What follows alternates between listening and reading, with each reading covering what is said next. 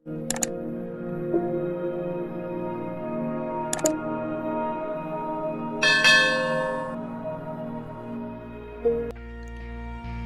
बड़े सफ़र बड़े कई चुनौती पार गया मैं।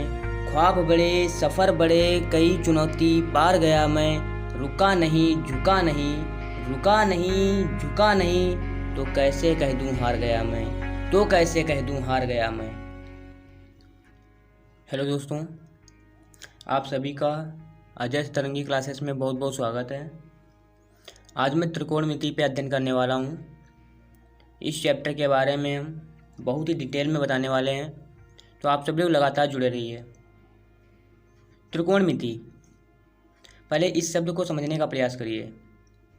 त्रिकोणमिति होता क्या है? त्रिकोणमिति जो होता है वो किसी त्रिभुज की भुजाओं और उसके कोण के बीच के संबंधों को प्रदर्शित करता है। समझ गए? जैसे कि अब हम बात करते हैं तो त्रिकोणमिति अनुपात की। किसकी बात करते हैं? त्रिकोणमिति अनुपात की। तो त्रिकोणमिति अनुपात जो होते हैं वो कितने होते हैं? तो त्रिकोणमिति अनुपात कुल 6 होते हैं। कितने होते हैं? 6। कौन कौन से होते हैं? साइन, कॉस, टैन, क्वाट, सेक, कॉसेक, ये त्रिकोणमिति अनुपात होते हैं। अब ध्यान रखिएगा, कोई भी एंगल, जैसे मान लेते हैं यहाँ पे हम एंगल ले रहे हैं, ये एंगल सी है। त्रिभुज ए बी सी में कोण बी 90 डिग्री है। त्रिभुज ए बी सी में कोण बी 90 डिग्री है, मतलब त्रिभुज ए बी सी जो है वो समकोण त्रिभुज है। समकोण त्रिभुज होने की कंडीशन में हम इनके बीच में जो त्रिकोणमिति अनुपात हैं वो निकालेंगे। तो कोण के साथ वाली जो भुजा होती है उसे आधार कहते हैं।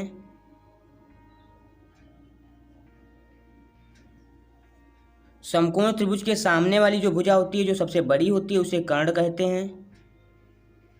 कोण के सामने वाली जो भुजा होती है, कोण के सामने वाली जो भुजा होती है उसे लंब कहते हैं।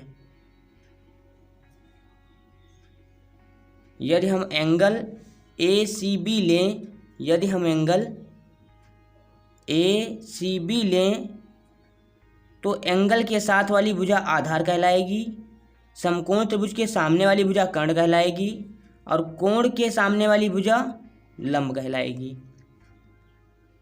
समझ पा रहे हैं? जैसे कि मैं अगर यहाँ पे दूसरा चित्र मैं बना लेता हूँ,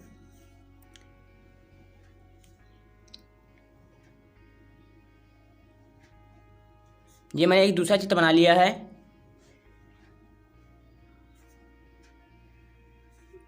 अगर मैं इसमें ये वाला कोण ले लूँ, शीर्ष कोण ए, अब इसमें आधार कौन होगा? आधार होगा कोण के साथ वाली भुजा, तो इसमें आधार हो जाएगा ए बी। कोण के साथ वाली भुजा आधार होती है। कोण के साथ वाली जो भुजा होती है वो आधार होती है। जो बड़ी भुजा होती है, समकोण त्रिभुज के सामने वाली भुजा बोल सकते हो, तो वो कर्ण कहलाती है। और कोण के सामने वाली जो भुजा होती है वो लंब कहलाती है। समझ गए? तो सिंपल सी बात, आप ये बात ध्यान रखिएगा कि लंब जो कोण दिया होता है उसके सामने वाली भुजा होती है। समझ पा रहे हो? जो कोण दिया होता है उसके सामने वाली भुजा होती है, वही लंब होती है। आप लोग कंफ्यूज हो जाते हो, सोचते हो कि जो सीधी लाइन होती है ऊपर की ओर वर्टिकली, उसको आप लोग लंब मान लेते हो। ऐसा नहीं है। इस डायग्राम को ज़रा पलट दीजिए तो आपको इस प्रकार का डायग्राम प्राप्त होगा। तो इसमें क्या हो जाएगा? आधार जो होगा वो कोण के साथ वाली भुजा हो जाएगी। समझ गए? ठीक है, तो मैं इनका जो अनुपात है वो लिखने जा रहा हूँ। साइन का अनुपात होता है लंब बटे कर्ण। साइन का अनुपात होता है लंब बटे कर्ण। कॉस का होता है आधार बटे कर्ण। tan का होता है लंब बटे आधार।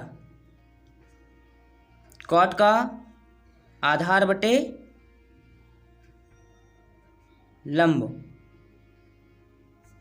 sec का होता है कर्ण बटे आधार।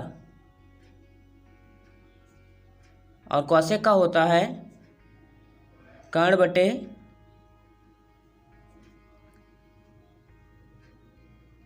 लंब। ये इसके अनुपात होते हैं। इनको आप सही क्रम से अगर याद करें तो और भी आसानी तरीके से याद कर सकते हैं। लंब को L से प्रदर्शित कर रहे हैं, कर्ण को K से, आधार को A से। तो इस प्रकार से आप सभी लोग देख सकते हो कि ये थोड़े सूत्र जो हैं वो शॉर्टकट हो रहे हैं, जिससे याद करने में आसानी हो जाएगी। किससे? लाल बटे कक्का से। समझ पा रहे हो? तो लंब बटे कर्ण पहला किसका रेशियो होगा? ये वाला जो रेशियो हो गया, ये वाला रेशियो हो गया साइन का। किसका हो गया? साइन का। बीच में है आधार बटे कर्ण, आधार बटे कर्ण। ये वाला रेशियो हो गया कॉस थीटा का। ये हो गया लंब बटे आधार, लंब बटे आधार। ये किसका रेशियो हो गया? ये रेशियो हो गया tan थीटा का। क्लियर? अब नीचे से देख लीजिए, तो कर्ण बटे लंब होता है cosec थीटा का, जो साइन का उल्टा होता है। कर्ण बटे आधार होता है sec थीटा का, जो cos का उल्टा होता है। और आधार बटे लंब होता है cot थीटा का, जो tan थीटा का उल्टा होता है। क्लियर? इस प्रकार से आप सभी सूत्र के अनुपातों को याद कर सकते हैं, त्रिकोणमितीय अनुपातों को याद कर सकते हैं। कुछ और फार्मूले होते हैं जिन्हें त्रिकोणमितीय सर्वसमीका कहते हैं, वो भी मैं लिखे दे रहा हूँ, उनको भी आप लोग याद कर लीजिएगा।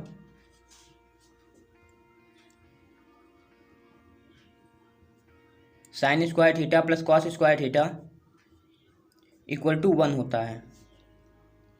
तो आप इस सर्वसमीका को याद कर लीजिए, जिससे आपके जो सवाल हैं वो आसानी से लग जाएंगे। इससे 3 फार्मूले और निकल आते हैं इसको सहित। एक तो ये है, 2 और निकलेंगे इससे। अगर मैं साइन स्क्वायर थीटा की वैल्यू निकालना चाहूँ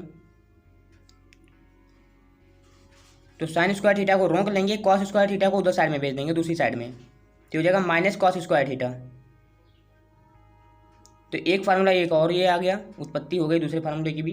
तीसरा फार्मूला अगर मैं लेना चाहूँ इसी प्रकार से, अगर मैं कॉस स्क्वायर थीटा निकालना चाहूँ तो साइन स्क्वायर थीटा को दूसरी साइड में भेज देंगे, तो हो जाएगा 1 माइनस साइन स्क्वायर थीटा।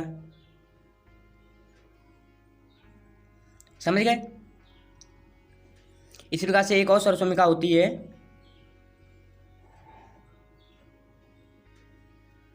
वो कौन सी होती है उसको भी देख लीजिए।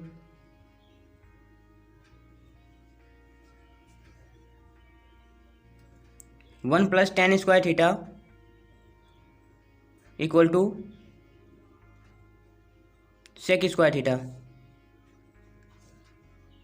आप सभी लोग इस सर्वसमीका को भी याद कर लीजिए।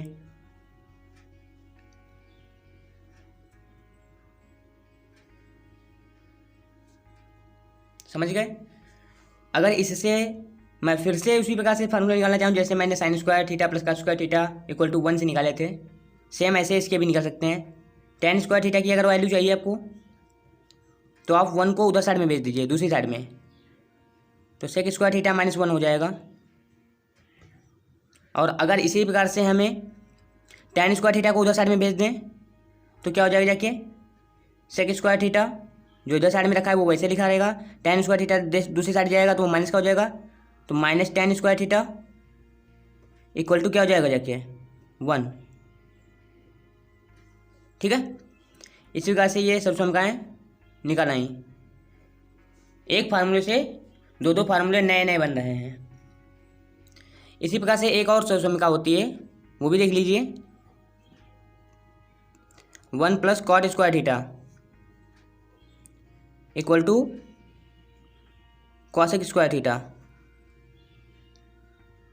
ठीक है, इसी से भी दो फार्मूले और निकल आएंगे।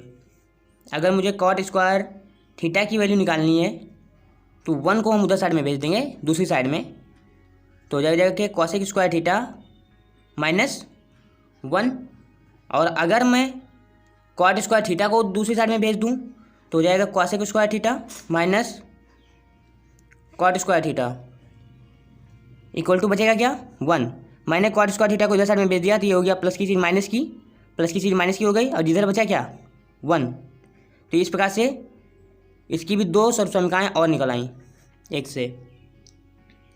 ये 3 सर्वसम्यकाएँ हैं, इन तीनों सर्वसम्यकाओं को याद कर लीजिए और इनसे जो दो नए नए फार्मूले उत्पत्ति हो रही है उनको भी याद कर लीजिए, जिससे आपके सारे सवाल लगाने में आसानी हो जाएगी, बहुत आसानी होगी इनसे।